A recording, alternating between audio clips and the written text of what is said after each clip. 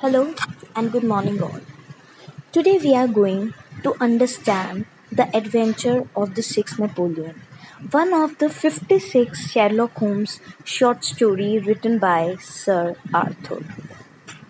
Let us understand the summary of the six Napoleons. Inspector Lestrade of Scotland Yard brings Holmes a mysterious problem about a man who breaks plaster bust of Napoleon. One was shattered in Moore's Hudson shop, and two others sold by Hudson to Dr. Barnicot were smashed after Doctor's house and branch office had been burgled. Nothing else were taken, only the bust was smashed. In the former case, the bust was taken outside before being broken. Holmes knew that Lestrade's theory about a Napoleon hating lunatic must be wrong. The bursts in question all came from the same mold, meant there are thousands of images of Napoleon all over London. The next day, Lestrade calls Holmes to a house where there has been yet another bust shattering, but there has always also been a murder. Mr. Horse Harker found the dead man on his doorstep after investigating a noise. Napoleon bust was also taken by a burglar entering through window. It too was from the same mold. Also, a photograph of rather ape-ish looking man is found in the dead man's pocket.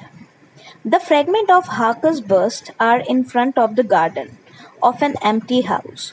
Holmes concludes that burglar wanted people to see what he was doing, for there is a street lamp here, whereas the bust could have been broken at other empty house nearer Harker's, but it has been dark there.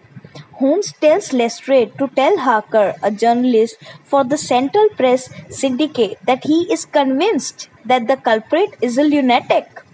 Holmes knows that this is not true, but it is expended to use the press to convince the culprit that this is what the investigators believe.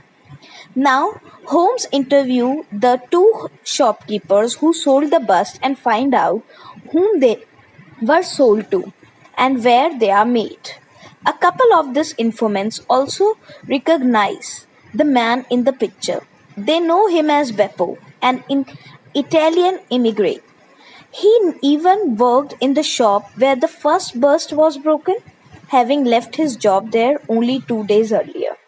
Holmes goes to Zelda and finds out that the busts were the part of the batch of six, but other than that, the manager can think of no reason why they should be special or why anyone would want to destroy them.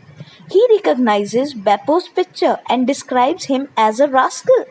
He was imprisoned for a street fight stabbing a year earlier but has likely been released now. He once worked at Gelder and Co. but has not been back. His cousin still works there. Holmes begs to manager not to talk to the cousin about Beppo. That evening, Lestrade brings news that dead man has been identified as Pietro Venusi, a mafia. Lestrade believes that Venusi was sent to kill the culprit, but wounded up dead himself. After sending a message, Holmes invites Dr. Watson and Lestrade to join him outside a house, where Holmes is expecting another burst breaking. Lestrade by now with Holmes' preoccupation with the bust but comes, they are not disappointed. Beppo shows up, enters the house, and comes back of the window minutes later with the Napoleon bust, which he proceeds to shatter.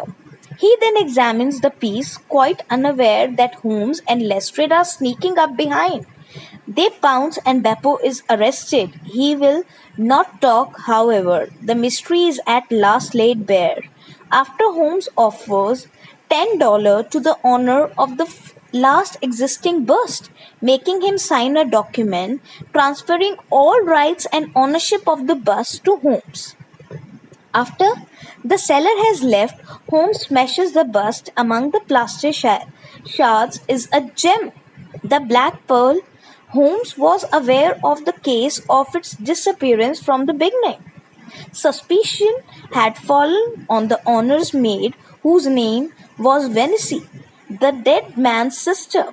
Beppo somehow got the pearl from Pietro Venice and hid it inside a still soft plaster bust at the factory where he worked, moments before his arrest for the street fight stabbing. After serving this 1 year sentence in the jail, he sought to retrieve the hidden pearl. He found out from his cousin who bought the bust, and through his own efforts even find out who the end buyers were. Then he proceeded to seek the bust out, smashing them one by one to find the pearls. The story revolves around busting the Napoleon in order to find the pearls, the black pearls.